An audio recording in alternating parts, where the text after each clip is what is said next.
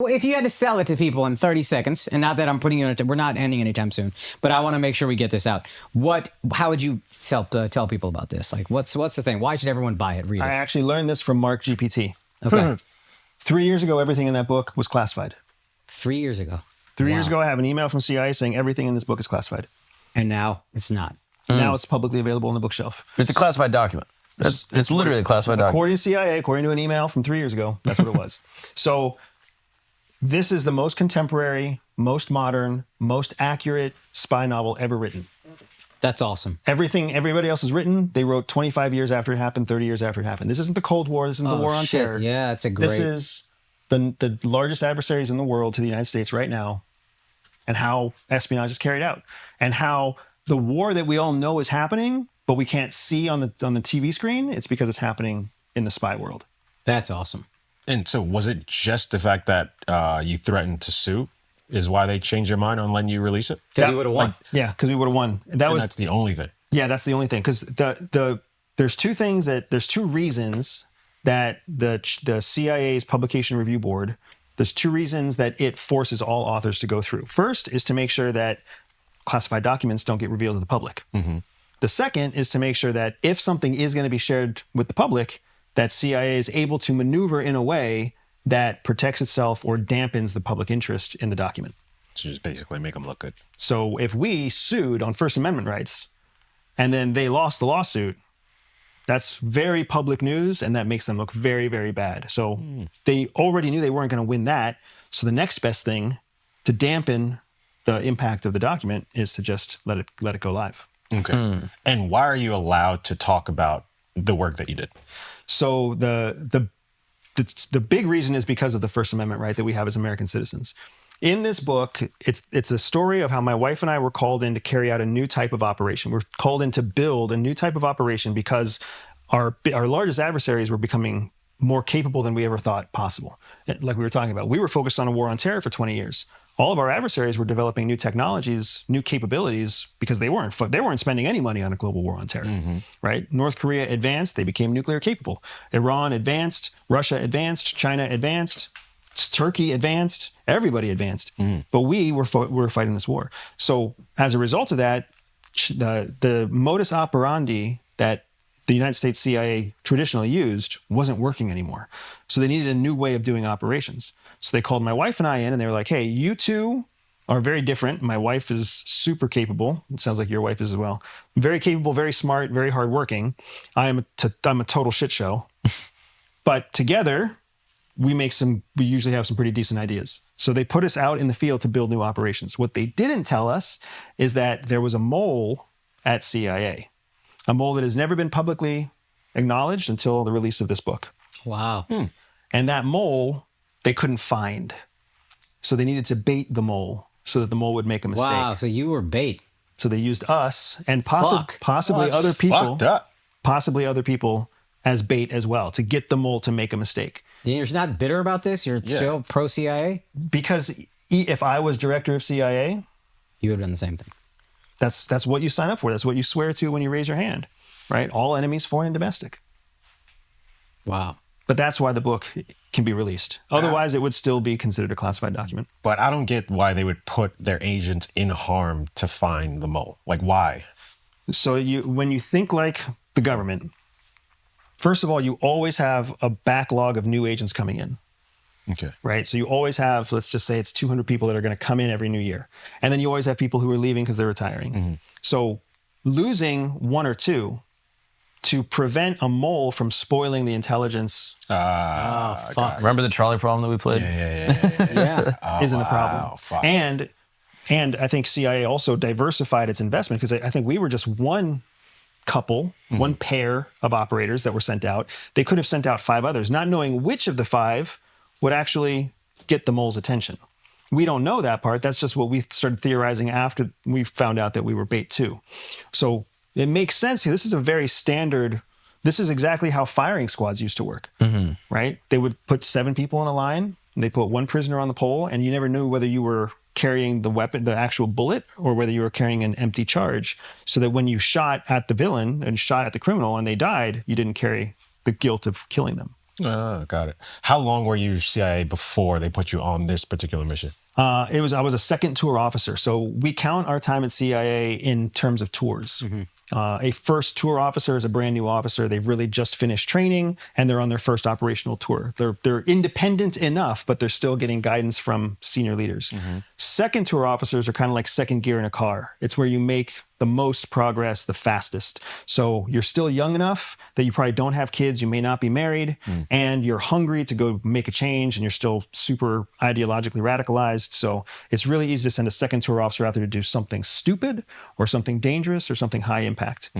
Your third tour is usually where if you were successful in your second tour, they start bringing you back to train you and advance you because you might be future leadership.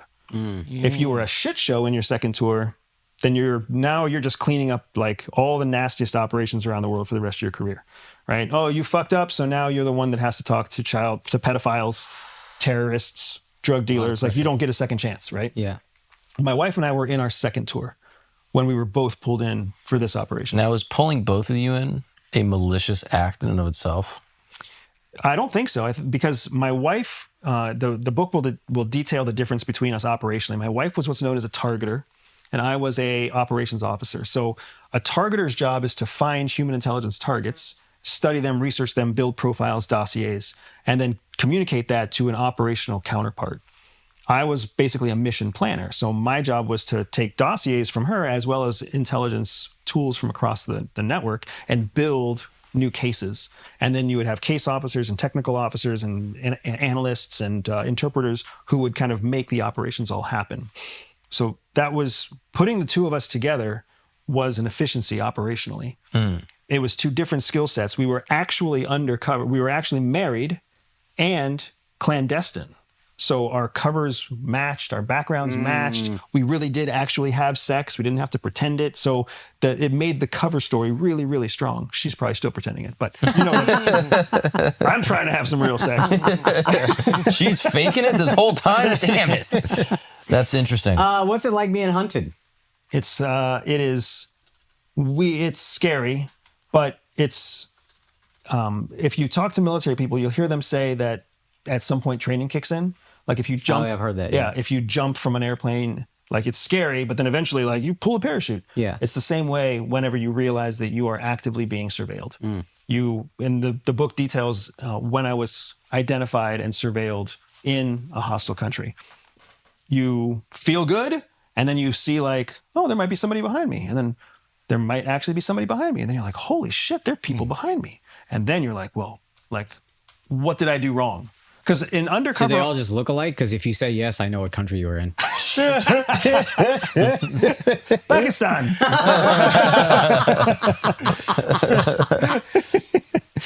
CIA believes that all people are born with a spy secret superpower. For some people, that means they can win deals. For others, they can spot liars. Some can even seduce lovers. I built a free 3-minute test to help reveal to you exactly what your secret hidden superpower is. All you have to do is click on the link in the description below, take the test, and start using your spy superpower to stay ahead of 99% of people. Wait, so I'm still a little, I know this First Amendment right. You're allowed to say whatever you want, but the mission is still classified.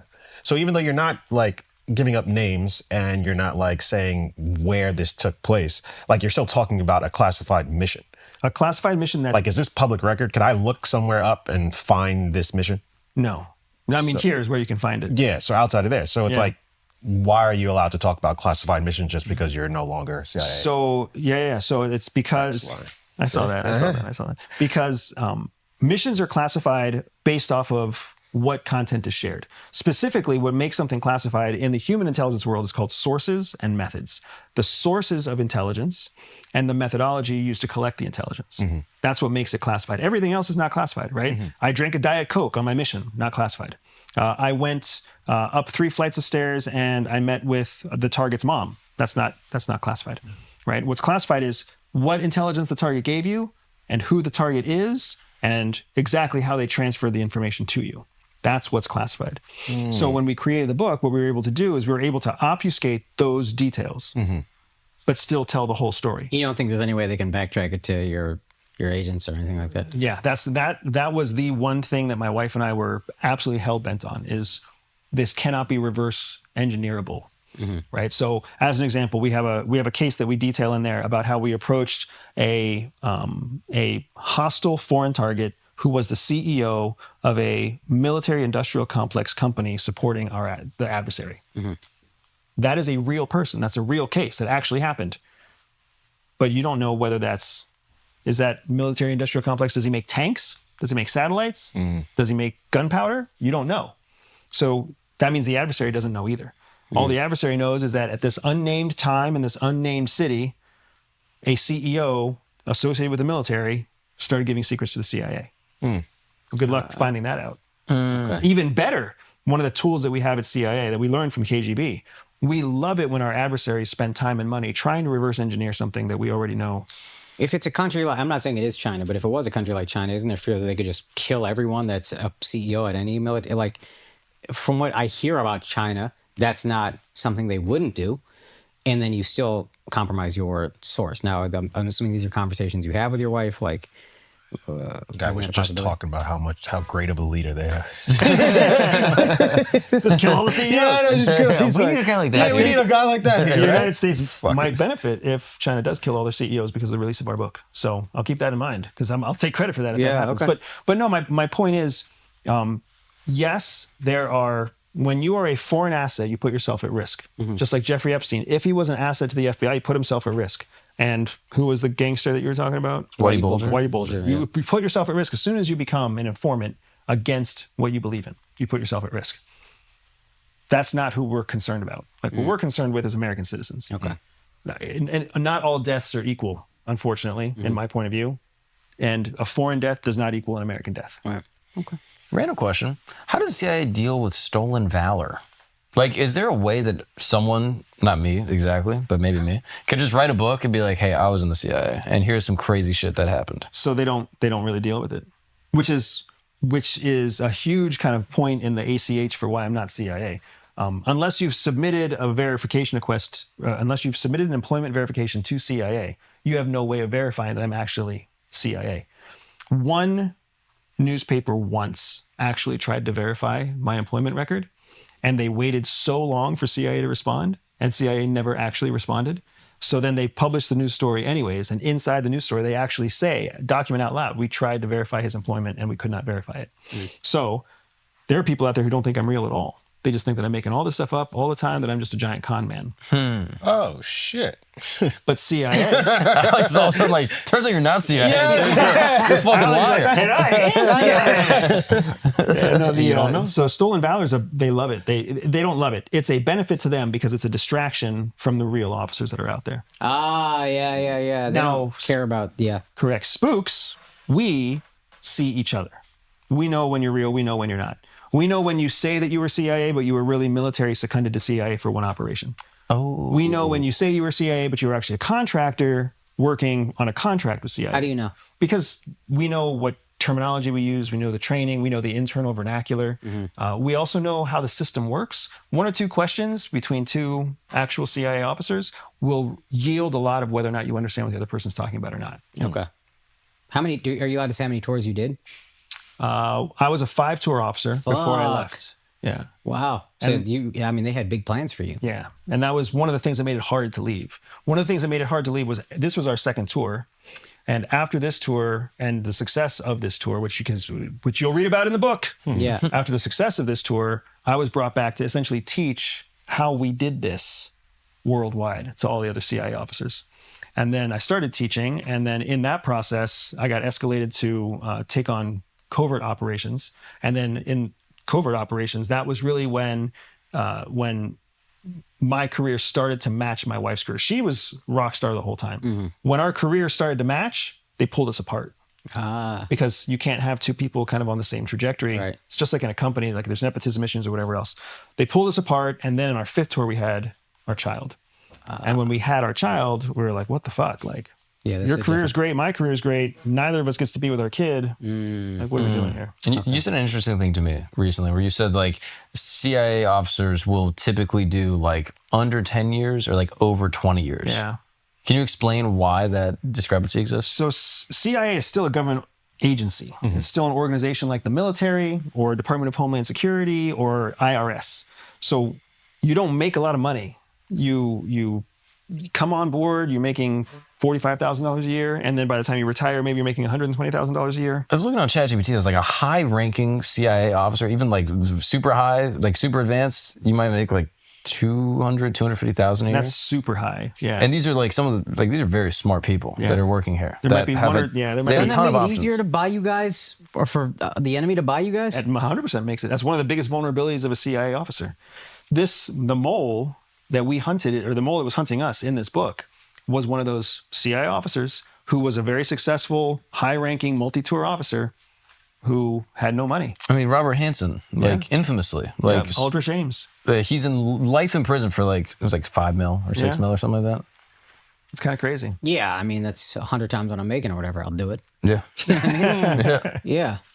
Okay. One second. You don't think the book maybe discourages future aspiring CIA agents from joining? I think this book is going to encourage future CIA agents, because if you are a good fit for the CIA, you're going to understand why they did what they did. If you're a bad fit to work for CIA, you're going to look at this and be outraged in some way, shape, or form. CIA already is, they're going to filter out the people who understand that mission comes first. And all this book is an example of mission comes first. Oh, okay. When mission didn't come first, we resigned and we left because we wanted to be parents first, and we wanted to be a married couple first, and we wanted to start a business. Yeah, and I don't think anybody who wants to be in CIA would be like, oh, their life was in danger, I'm not in anymore. I think they know your life is in danger. Yeah. So, Yeah. you know what I mean? To get back to Mark's question just real quick, you'll find that there's a lot of federal workers in general who stay in less than 10 years or go all the way to retirement, which is over 20 years.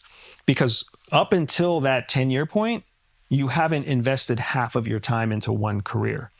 So you can try it on for 3 or 4 years. Does it work? Do you like it? You're still young enough to change everything. You're still young. You're probably not married. You probably don't have kids. You probably don't even have a house. At less than 10 years, it's easy to reset your nomadic. life. Yeah. But at 12 years, well, shit, I might as well just stick out another 8 and get the pension. And then at 20 years, they offer you some sweet deal to keep you in for another 2 or 3 years. And you're like, I'll just 3 more years. Yeah. Right. I have one of my favorite people in the world. And if he's watching, you're one of my favorite people in the world, is my cousin-in-law. He's the man who married my cousin. He was a Naval Academy graduate. He was a competitive cyclist. He was always super fit, like super focused, super hardworking, super successful guy. But he became an officer in the Navy, and they assigned him to submarines. And now he's 19 years, almost at retirement, and he carries way too much weight. His weight is such a problem. Like. Yeah. It's a health issue.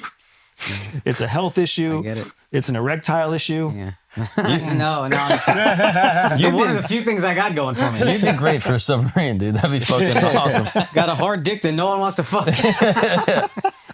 You'd help sink the hard submarine. dick I can't see anymore. Is it hard for that's you interesting. to leave with your, what's it called? Wife, Alex, Clearances. wife. I know you don't know a lot about those. Wife. Like clearances. So 'Cause wasn't Trump trying to do away with that? So I left before Trump took office. And you're correct. And I agree with Donald Trump in this as well. When I left CIA in 2014, I kept my TSSCI, my top secret special compartmented information. I kept my TSSCI for another 2 years because policy was that your security clearance times out. So after 2 years, it drops by half. So after the 3rd year, it drops all the way. So I was a top secret clearance for 2 years, even though I wasn't in government. And then I was still a secret clearance for another year after that with no reason to have a secret clearance. There is no reason for that. That's not helping national security to let people have that level of clearance. I could have left CIA on Monday and been hired into Northrop Grumman on Wednesday and assigned to a super sensitive case with NASA on Thursday because of my clearance carrying over. And maybe that doesn't sound crazy. A year and a half after I left CIA, I could have been hired by Northrop Grumman and walked into a NASA operation where I immediately had TSSCI clearance. What was I doing in that year and a half? Who was I talking to? What friends was I making? Okay. Right? It's a massive security gap. Okay. So Donald Trump, when he came into office, he was like, we're getting rid of these carryover clearances. If you're not actively in national security, your clearance is gone. Which CIA probably hated that, or at least the officers there, because they're like, I'm able to make a crazy bag when I leave because I'm able to use my clearance to get a private security contract or an arms contract somewhere else. Correct. And that's a big part of our retirement plan. When you are a FBI officer, a CIA officer, an NSA officer, you understand that most likely, like there's a pyramid of growth. You are most likely going to end up somewhere in the bottom of the top third because that's where there's the most space. And you're going to make $120,000 a year, $140,000 a year to live in Washington, D.C., one of the Plus most a pension. one of the most expensive zip codes in the region. When you retire, you're only going to take 60% of what you're earning. Okay. You don't retire at your actual salary. So then how do you maintain your lifestyle? And how do you pay for the kids that are in college? And how do you pay for your health issues that you guaranteed you have because you fucked up your body in service? They're like, I'm going to go work for khaki. I'm going to go work for Mantech and make $260,000 a year, easy duty. And all I'm doing is connecting dots and making sure that Mantech gets the most current tech contract in CIA and khaki gets the most recent satellite contract. Like that's their job. And that's a fucked up job. Yeah. Right now, can you go back to being an agent or continue being an agent? Technically, yes, I could go back to being an officer. We call ourselves officers at CIA. So we could go back to being an officer. It would take it'd take a polygraph. It would take a security check. It would take an invitation of some sort. So it could happen. It most likely will not happen because CIA really doesn't want officers to have this kind of public footprint. That's what they really don't know how to handle an officer with this kind of public footprint.